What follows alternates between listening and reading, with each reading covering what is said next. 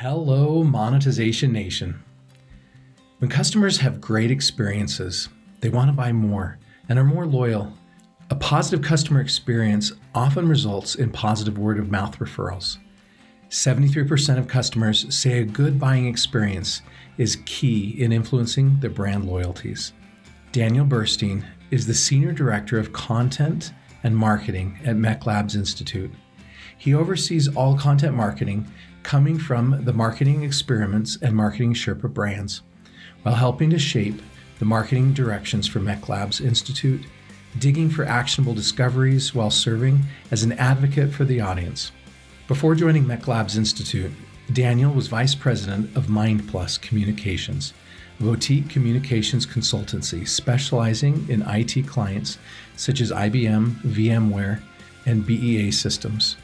Daniel has 21 years of experience in copywriting, editing, internal communications, sales enablement, and field marketing communications. In today's episode, we're going to discuss CustomerFirst Marketing and how we can help our customers see the value of our products and services.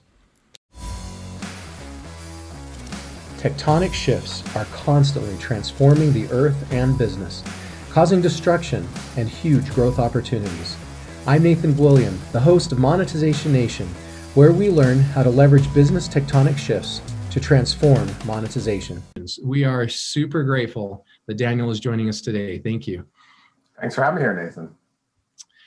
So we'd like to start off by asking our guests to share something that they are super passionate about so that our audience can get to know them a little bit better.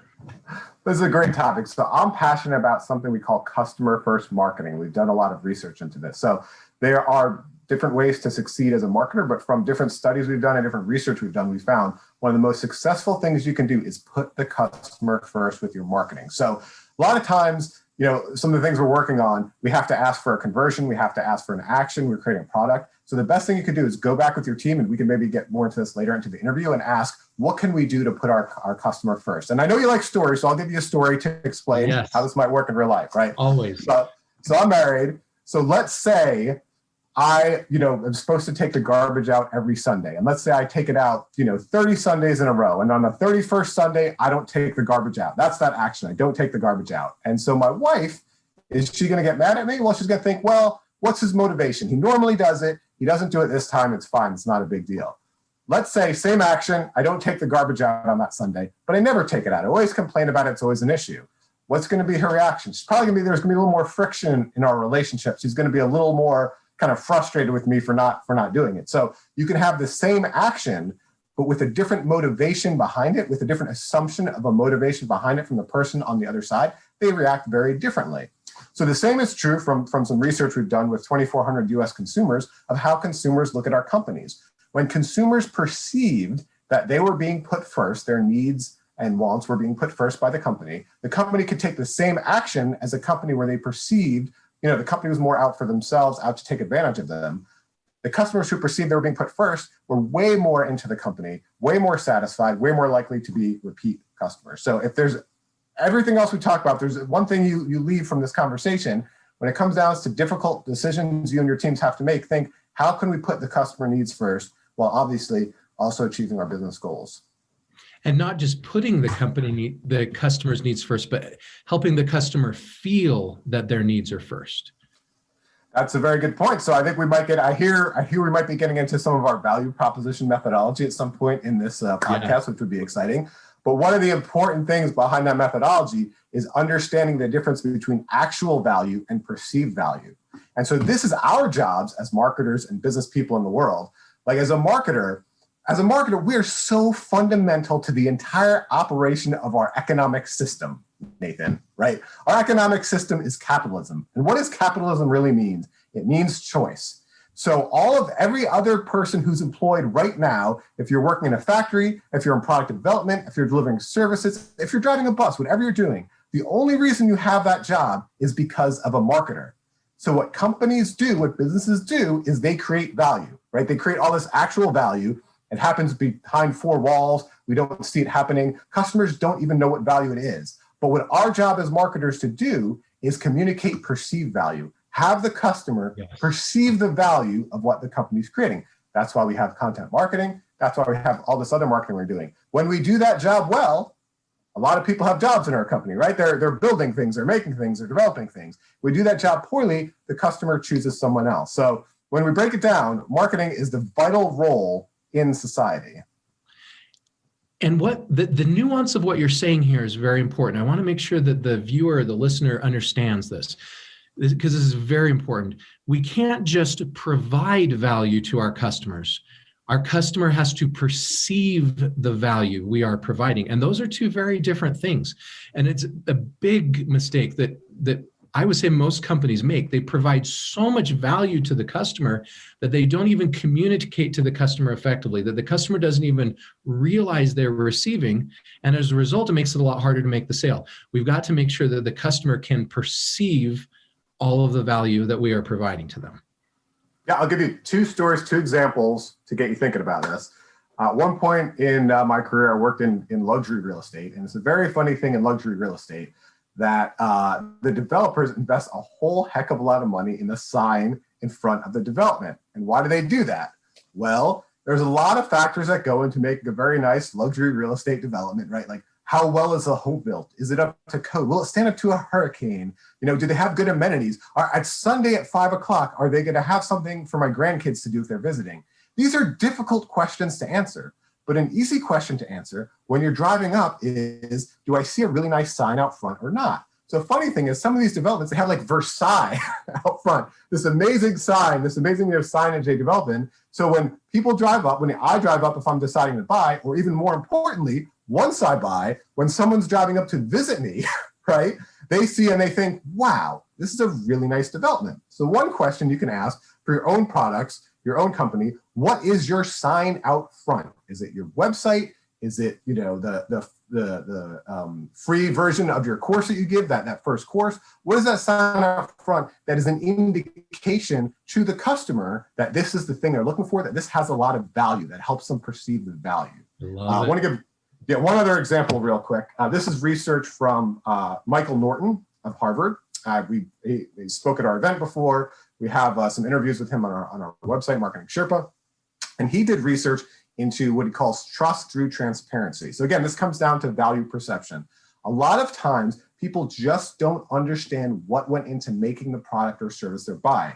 So he gives an example of a locksmith, right? So the locksmith said early in his career, someone got locked out of their house. He would go up to get them into their house. It would take him an hour and a half. He'd be sweating. He'd be, he'd have to break down the door. And finally, after an hour and a half, he'd get them into their house. And he'd say, here's a bill for $150. And they'd say, here you go. Thank you very much. He said, as his career progressed, he got really good at it. He'd come up in 2 minutes, ding, ding, doop. He'd figure out how to open it, opens the door, gives them a bill for $150. And they say, what am I paying for? Right? So the customer experience was actually better. The second time, the door's not getting broken down. They're getting into a house a lot quicker. However, they did not perceive the value in the same way because they did not see the value going into it. They didn't see his 20 years of experience. So another thing to think about if you're watching, if you're trying to monetize your content, how do you show all the experience, all that went into actually creating the content, so customers and potential customers will perceive the value of that offering? Okay. I love this direction that we're going, and thank you for sharing those examples. Let's just go ahead and dive right into that value proposition. Heuristic, you call it, the methodology for value proposition? Sure. So at a high level, just so you understand the background of this, MECLABS Institute has patented methodologies. Flip McLaughlin, our founder, who's got over 3 decades of research into customer behavior, has patented some methodologies based on our research to understand the factors that go into customer decisions. So one way I like to describe this is right across the street from me is Johnson & Johnson's AccuView Vistacon. And they make contact lenses. It's the worldwide headquarters, and they produce them there. They make contact lenses. So when I get a contact lens, what is a good marketing conversion rate? If 5%, 10%, 20%, you're really happy to get a 20% conversion rate, let's say on your landing page. Well, if I take out my contact lens and I only have a 20% conversion rate, only 1 out of 5 contact lenses work, that's a major failure. I'm not going to keep wearing those contacts, right? And so those contact lenses have, let's say, a 99.9999% conversion rate. Right? When I take them out, I put it in, it works. How does Johnson & Johnson do that? It's not because they just have all-stars on the manufacturing line every time. They just have this group of all-stars who are just so good at manufacturing. It's because they have a consistent methodology to understand the factors that go into making a good contact lens, right? In marketing and sales and advertising, something I've always seen in my career is it's very variable, the performance. Some entrepreneurs, they have that golden gut. They get it for this thing, they don't get it for that thing, but they've never really broken down what are the factors that go into success. So that's where Flip McLaughlin created these heuristics, these thought tools. I'll briefly go over two real quick, and we can dive as deep or go as high level as you want. Sure. So one of them, does that make sense? How the methodology works? Sure. So one of them is called the conversion sequence heuristic. And I'm going to say it. You don't have to write it down. You don't have to memorize it. It's all over the web. You can find it everywhere. But just so you understand the factors, it's C equals 4M plus 3V plus 2I minus F minus 2A. And what those letters and numbers and pluses and minuses connote are the different elements that affect conversion. The one I want to dive into is the V is the force of the value proposition. So there are 4 elements that affect the force of the value proposition. And I think these are critical if you're looking at monetization, right? Because when you're looking to monetize, you've got to build a value proposition for that product. It's even more difficult when it's a digital product, right? When we can't just walk into a store, pick up a book, flip it around, get kind of a feel for that value perception, we really need to make sure we're communicating that value proposition well through digital channels. So the 4 factors, and we could break down each of these. I know one is one of your tectonic shifts too, Nathan, but it's appeal, credibility, exclusivity, and clarity. So again, appeal, credibility, exclusivity, and clarity. And so when you're looking at creating the value proposition for a product, you have to ask, how do I rank on these 4 different factors to a customer? Will you talk through what those 4 are and what they mean, and maybe give some examples if you could? Yeah, let's break those down. So first is appeal. So appeal, this I think probably makes sense to a lot of entrepreneurs, a lot of marketers, a lot of business people, right? Am I creating something that's appealing? If you went 1 through 5 and looked at what you're creating, is it appealing? So for example, I don't have a lot of hair in my head. If you said I have a magic potion, rub it on your head, all of a sudden you'll get this thick, luscious, like if I get Nathan's hair overnight just by rubbing that on my head, that would be very appealing to me, right? That would be on a scale of 1 to 5. So one of the first things you have to ask, and again, a lot of companies are, this is where they're doing it is, have I created something that has appeal in the marketplace? One challenge sometimes that companies and entrepreneurs face, especially entrepreneurs I've noticed, startups, is they look for kind of shards of hope that what they're creating has appeal. So niche products can be very profitable, can be very high margin. I'm sure, Nathan, you can speak into that when we're talking about monetization. But the question you really have to ask is, how big is that niche, and is it big enough to monetize? Do I need to expand it some? So for example, something I hear from startups all the time is these shards of hope where they talk to a potential investor or they talk to a potential customer and they just hear this one element. Oh, they liked it. Oh, they thought it was so good. Oh, they're very excited. So you have to understand where you're getting your data and information from if something is appealing. So if you're a startup, if you're an entrepreneur at first, you're talking to people in your network, you're talking to friends and family, you're talking to potential investors, you have to ask, do they really want to give you bad news, right? We talked about being passionate in the beginning of this. If you're walking in, you're all passionate about your product, what is the cost and value for them to say, that's stupid, I don't like it? They'll find something they like about it, great, and go ahead. We have to really ask is, are you getting a conversion? Are they investing? Are they purchasing? What are they doing? So step back and say, am I only getting information about the appeal of my product through anecdotal means, or can I find ways to test and experiment? Once you start having a budget, you can test, for example, if you don't, it's great if you actually are an established business, you have an email list, you have website traffic coming in, you can do some A/B testing. If you don't, you might want to look at doing, Google PPC ads, Facebook ads, some of these different ads to actually test the appeal, see if you're getting engagement, see if you're getting click-through, see if you're getting actual purchases on this, running these pilots before you invest too heavily into a product. Other things you can do is some different background research. You can conduct surveys. It's great with social media, tools like Yelp, forums for your specific industry, Facebook groups, LinkedIn groups, looking and saying, is this a consistent problem? For example, a case study we're about to launch, is probably going to come out in about a month from MarketingSherpa, was a company that had a product for office managers.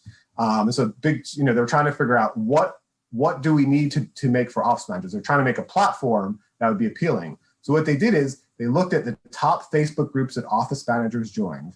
They joined 10 or 15 of these groups, and then they created a matrix of, here are the 5 to 10 problems that office managers are talking about in these groups. And so once they had that matrix, they could clearly see there was a consistent pattern that they were able to discover. And then they were able to make that software product, that platform, solve those products. And that's how they understood they had an appealing value proposition for that software platform.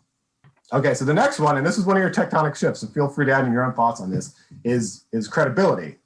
So again, if Nathan came to me and he said, I've got the cure for baldness, you put this on your head, it's gonna look just like my head, high in appeal, but what's the credibility, right? I wanna know, what are your scientific bona fides? Why and how does this actually work?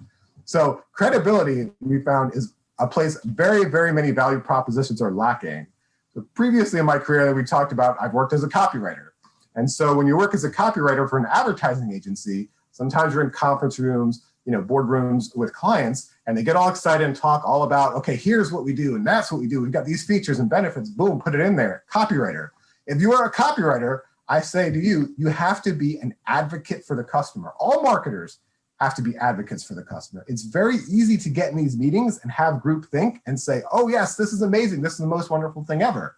Well, you can buy that ad and say, the most amazing, wonderful thing ever. That's great. You can pay the money. You can, a TV station will sell it to you, a newspaper will sell it to you. But the question you have to really ask is, will any customer believe you? How can you add credibility to what you are doing?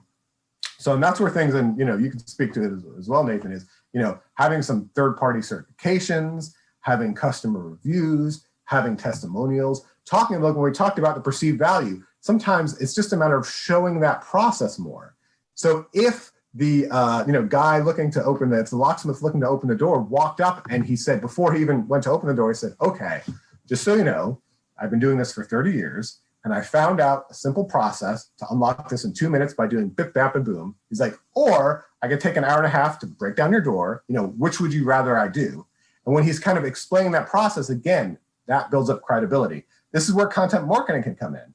So it's one thing to say, here's another kind of a case study we talked about before. There's some organic eggs that were sold in the grocery store, and they cost $6 a dozen or something. I don't know. They're expensive. I don't remember the price. And so they have to have some credibility. What is behind it that makes it more expensive? And so what they actually do, I thought was so sweet and clever, is they have a newsletter attached to each of their egg cartons. And it goes through and it talks about the chickens by name. And it talks about how this chicken likes roaming around on this farm here and all this stuff. And what are they essentially doing? They're showing the process to build credibility behind the value of those eggs, have higher perceived value. So in my book, what have we you call found? that humanizing, but they're humanizing the chickens. That's kind of funny. Absolutely. Yeah, I'll tell you a place where humanizing can really come in too is with any complex technology product. So sometimes we like to show the credibility of our technology products by just throwing what we call GORP. Have people ever hear the term GORP? Just all these complex words. So when you're selling something like technology, selling to a bigger company, you have to realize there's different people you're selling to. There's the influencer and there's the purchaser. So for the influencer, some of those people that are very into the technology, that you might be speaking their language. You might be building credibility with them. But for some of these end purchasers who might be on the business end and aren't as technical, you have to ask, how can you humanize a product? How can you show them what it does? And how can you do that with credibility? Yeah. So that's appeal and credibility. So let's talk about exclusivity. Again, this is another area where some companies are challenged. So it's great to have an appealing product and it's great for people to believe it. But if everyone else has it, you're not going to sell at a higher margin. We would call that a commodity, right? So if you're selling me the cure for baldness and everyone else sells it, well, I'm just going to look at price shopping. So you have to look at when you're building the value proposition for your product. For example, if you're looking to, monetize your knowledge of copywriting, let's say, and you're looking to build a course and sell, your course on copywriting. Well, there's 1,000 courses on copywriting. So you have to ask is what is the exclusivity that you bring to it that no one else does? You might not. So if you ranked your exclusivity from 1 to 5, it might not be 100% exclusive, but is there something you can do to make it more exclusive? So I'll give you an example. And this is where you kind of have to sometimes balance out the niche offering of your product with having a big enough addressable market. I got a pitch once from a copywriter she had a small marketing boutique agency, and her focus was on tea, specifically the tea industry, very focused on the tea industry. So she sold herself as the most knowledgeable copywriter for the tea industry, tea bags and teacups and tea mugs, all that stuff. So if you found that's a big enough niche, that is a way to build exclusivity versus just saying, I'm a really good copywriter and there's a million other copywriters in the world. I love it. So you're saying, in essence, we need to figure out where we can be number one in the world. We need to figure out what differentiates us and not try to sell a commodity that lots of other people are selling. In my book, I use an example of potatoes. I live in Idaho where there's potato farmers. There's potato farms everywhere. And you buy a big box of potatoes here and it costs $5 for, massive box of potatoes. But if, like, I was in New York City in Times Square and I went to Five Guys Potatoes or a Five Guys restaurant, and they have those signs up on the wall where they say where their potatoes were from that day for their fries. And it said Rexburg, Idaho, where I was from.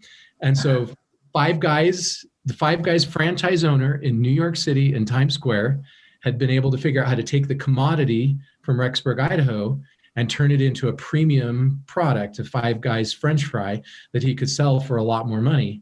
He could sell for more money per French fry almost than what it costs to buy the whole box of potatoes here in Rexburg. So, yeah, that's a great example. He created a value-added service, but also he understood his target customer. So the customer was very different in Idaho, right? Where the potatoes were a commodity versus bringing it over to, like you said, in Times Square and making it themselves. So that really also, to your point, gets to customer understanding. What is exclusive and appealing to one customer is not going to be to another customer. And so really finding the way to put the customer first and to find that target customer is crucial. Yeah, love it. Okay, keep going. So the last element is clarity. So it could be great. You could have the most appealing, the most exclusive product, totally credible, but if you don't clearly communicate it, if you don't clearly communicate this value, then it's not really going to matter to the customer. So again, remembering what our goal is, the mountain we're trying to climb is value perception, getting a customer to perceive the value of an offering.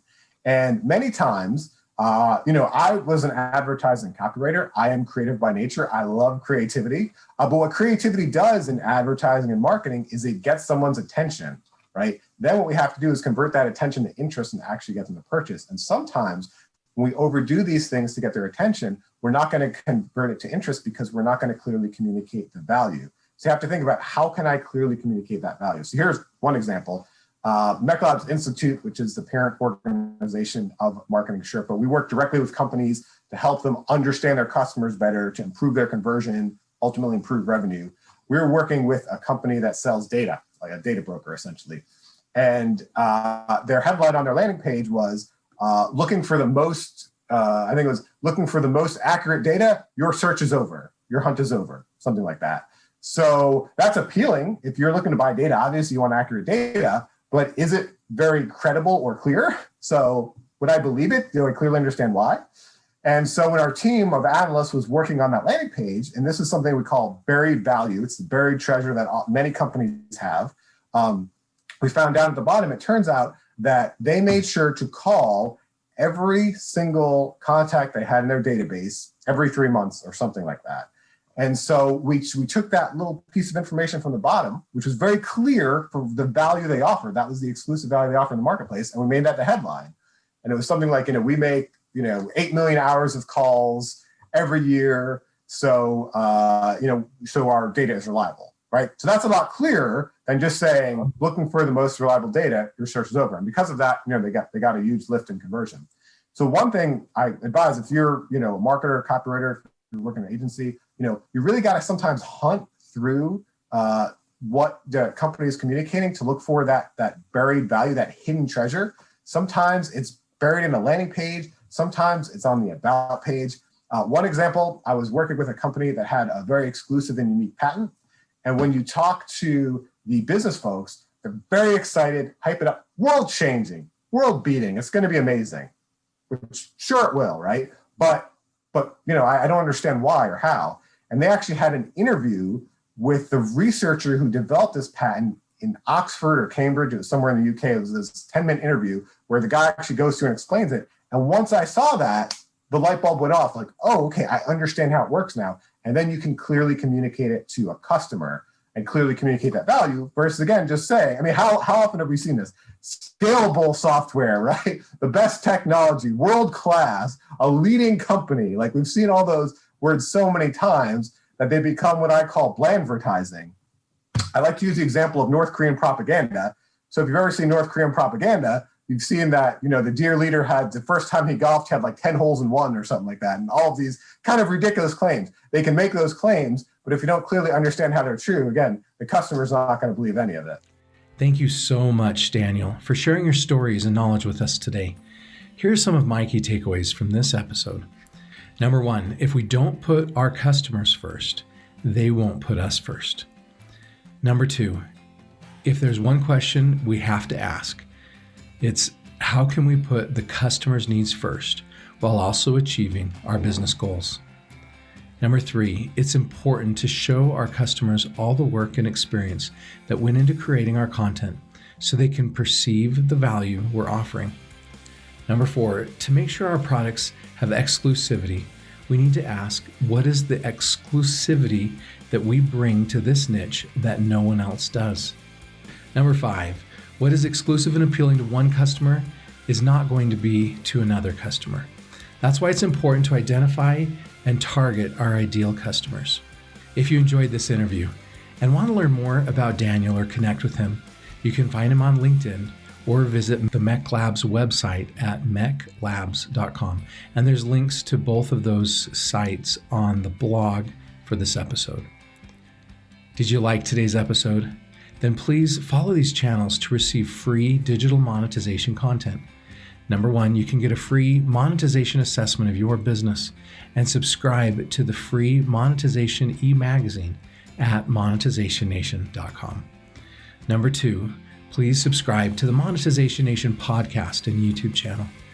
And number three, please connect with me, Nathan William, on LinkedIn. How do you help your customers perceive the value of your products and services? Please join our private Monetization Nation Facebook group and share your insights with other digital monetizers. Thanks for joining me for this episode. I wish you success in your customer-first marketing. Do you want to become a better digital monetizer?